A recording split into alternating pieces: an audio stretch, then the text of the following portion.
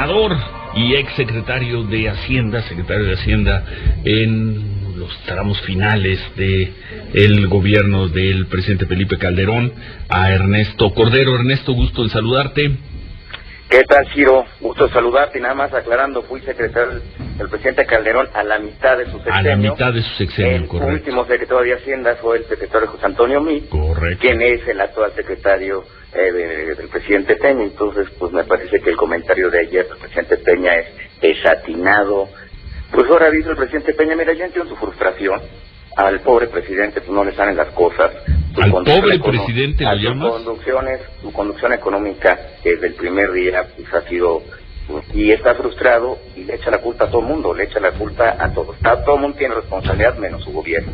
Entonces mira, yo entiendo su frustración y hoy el problema es que estamos en una situación de finanzas públicas muy comprometida, de una situación social verdaderamente preocupante y donde lamentablemente la situación económica es tan comprometida que no tiene margen de maniobra para responder a la inquietud social justificada de lo que estamos viviendo. De esta manera nosotros pudimos administrar el precio de las gasolinas, como él mismo reconoce, con sensibilidad, ¿no? Entendiendo lo difícil que era la situación económica en su momento. Fíjate, nosotros vivimos la peor crisis económica del mundo, la del 2008-2009. Era una crisis de veras la que nosotros enfrentamos y México salió adelante. México salió adelante con responsabilidad, con prudencia, con buenas políticas públicas y por supuesto que no le echamos la culpa a nadie. Nosotros enfrentamos nuestra responsabilidad y lo hicimos. Y lo pudimos hacer, Ciro, porque teníamos en orden la casa, porque teníamos orden en las finanzas públicas, porque no estábamos sobreendeudados, porque no gastábamos de más, porque lo hacíamos con austeridad. Por eso pudimos enfrentar la crisis que a nosotros nos tocó vivir y no le echamos la culpa a nadie. Nosotros la enfrentamos con una gran responsabilidad, con un gran patriotismo, y créeme que eso es lo que yo esperaría en este momento de un presidente, ya que le deje de echar la culpa a medio mundo, que le deje de echar la culpa al pasado, y que él asuma su responsabilidad, lo que le toca. ¿Desafortunadas entonces las declaraciones del presidente Peña Nieto? Me parece que sí. ¿Desafortunadas y falsas, Ernesto? Mira, yo te diría, Ciro, que dice que pues pudimos hacerlo porque teníamos dinero como por los excedentes del petróleo. Mira, yo le diría que ningún gobierno ha tenido más dinero que el suyo. Él hizo una reforma fiscal en el 2014 que déjame decirte que fue poco recomendada, que desalentó la inversión, que desalentó la generación de empleo, que se lo dijimos que era un error y sin embargo la hizo, que desaceleró la economía mexicana y eso le dio una cantidad de recursos como ninguna otra reforma fiscal. Además de eso, el presidente Peña tuvo esta modificación al IEPS de pasar a ser un mecanismo de estabilizador, pasó a ser un mecanismo recaudatorio. Nosotros nunca recaudamos del IEPS, él sí está recaudando una cantidad verdaderamente importante, cerca de 300,000 millones de pesos este año. Y si a eso le suma que tuvo los remanentes del Banco de México, remanentes que nosotros nunca tuvimos, ningún gobierno ha tenido más dinero que el gobierno del presidente Peña Nieto. Y sin embargo las cosas no han funcionado. Entonces me parece que los comentarios son inexactos y debería asumir su responsabilidad de lo que está pasando en este momento y no echarle la culpa a lo que pasó en el pasado. Desafortunado e inexacto. Es correcto. Bueno, ¿ves alguna forma de revertir este aumento del precio de las gasolinas? Mira, Ciro, me parece que la Secretaría de Hacienda está actuando con mucha responsabilidad, no tiene margen de maniobra, no podemos revertir el IEPS en gasolinas.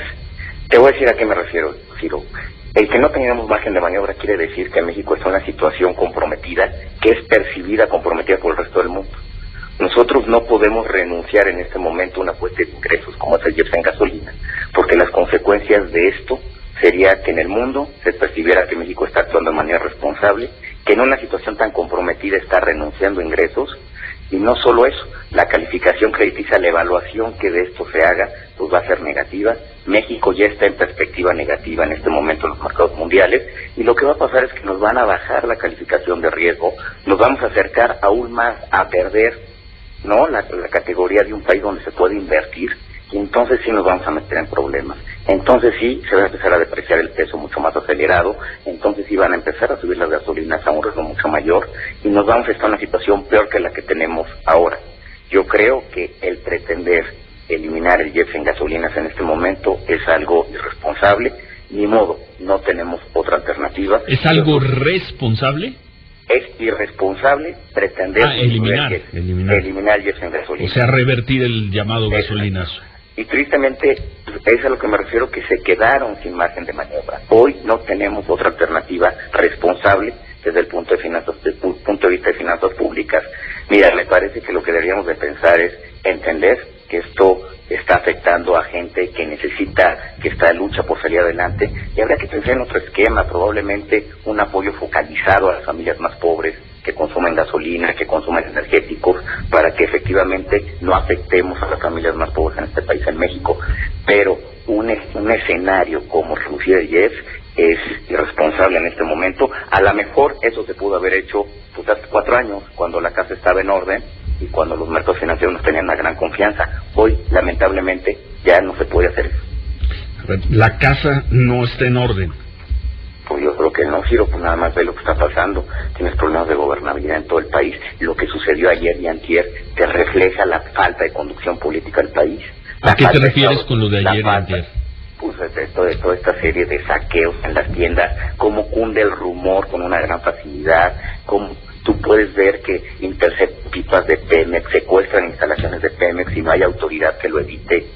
Pues claro que no está la casa en orden, Ciro. No hay conducción política en el país, no hay Estado de Derecho. Entonces, bueno, pues todo eso claro que también tiene un reflejo en la situación económica del país. Hay una falta de confianza, hay una crisis de confianza, el dinero se empieza a ir, empiezan a disminuir las inversiones, empieza a caer la generación de empleo.